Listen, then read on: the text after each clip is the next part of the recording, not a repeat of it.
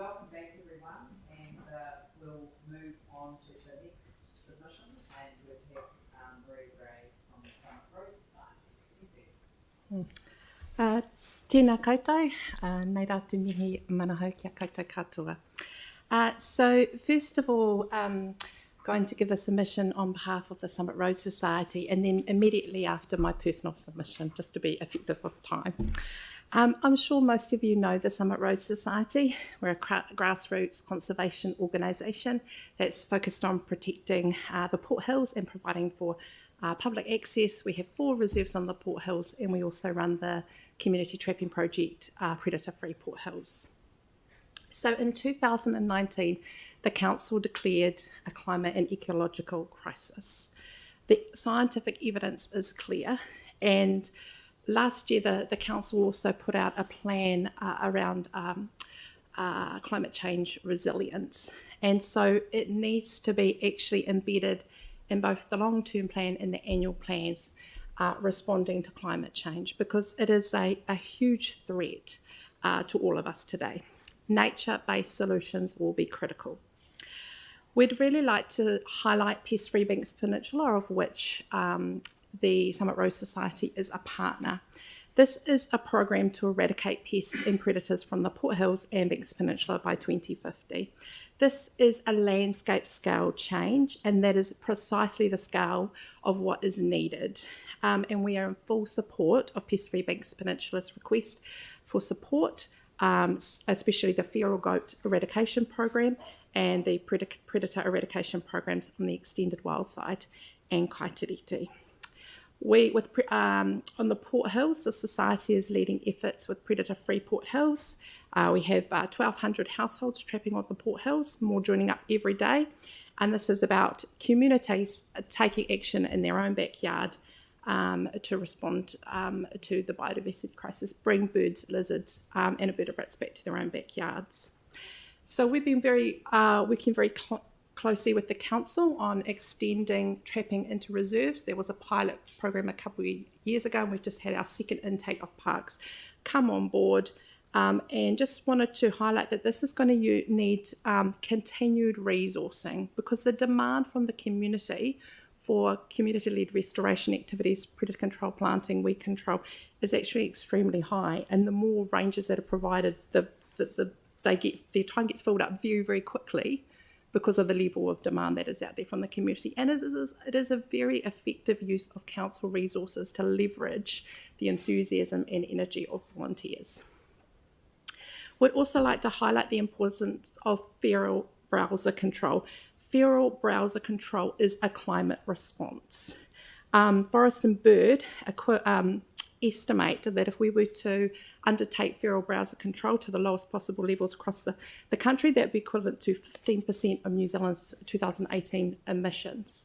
So it's significant, the amount of damage that possums, deer, goats, pigs are doing to our understory, our existing carbon sinks.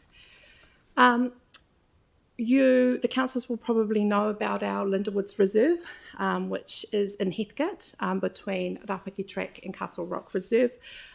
We are in the process of developing a management plan for that, including a track network, and we would like to see the review of the management plan for Duncan Park. We have been mentioning it a few places, but we've been told it's not on the list of priorities. But actually, we think it's the gateway to Linderwoods Reserve. It's not just a standalone urban park that didn't go anywhere. Now it is the gateway to a large network of reserves, Linderwoods Reserves and the adjacent reserves, and we'd like to see it moved up in priority.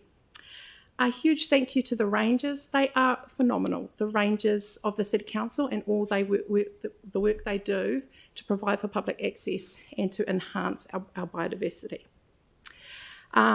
Banks Peninsula Conservation Trust have requested continued support for Te Kākahu Kakura, a landscape scale restoration project on the Southern Port Hills to establish 1,000 hectares of bush. There's already quite a lot of bush there.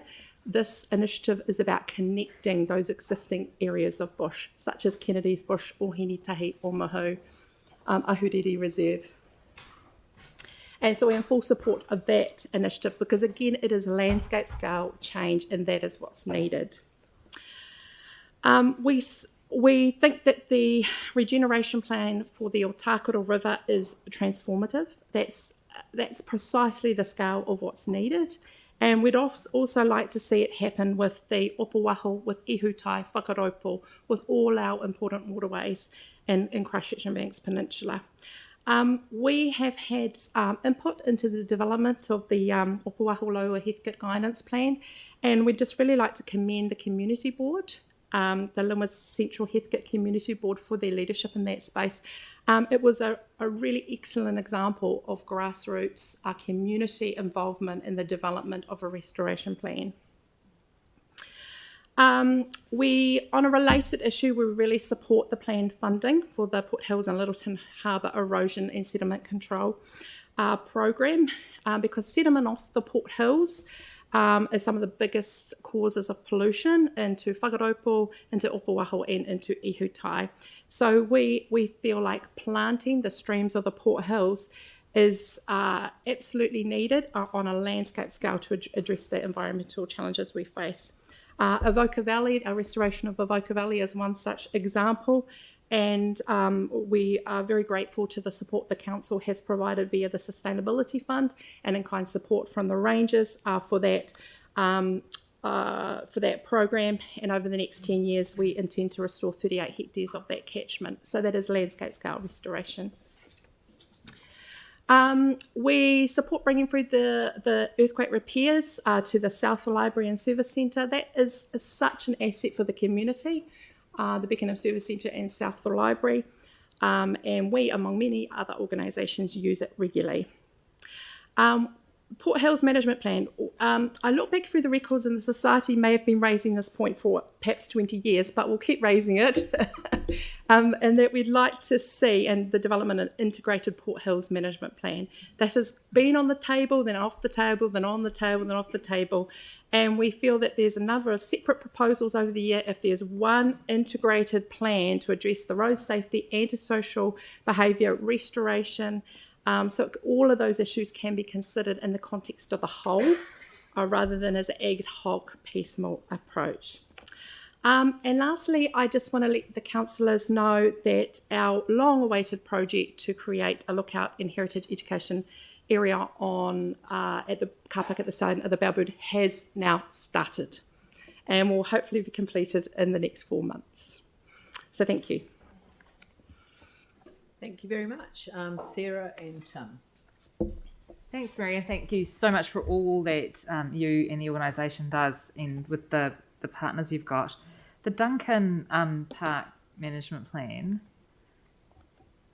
because it's been a long time since that's had any sort of look at. Do you see that, because it is actually at the base of the Port Hills and connected through that way, do you think that rather than doing it as a separate thing, it could be incorporated into a wider Port Hills Management Plan? Yes, potentially. So some of those other parks and reserves that are linked along the Port Hills actually should be part of an overall plan, rather than having their own separate little ones. Yes, I think that could well be a great use of resources, because the Duncan Park Plan was done around 2000, and it was a standalone park at that point in time, and things have changed significantly. And there's some real issues with the way people use or don't use, and the gate having to go across because people aren't using it well and stuff.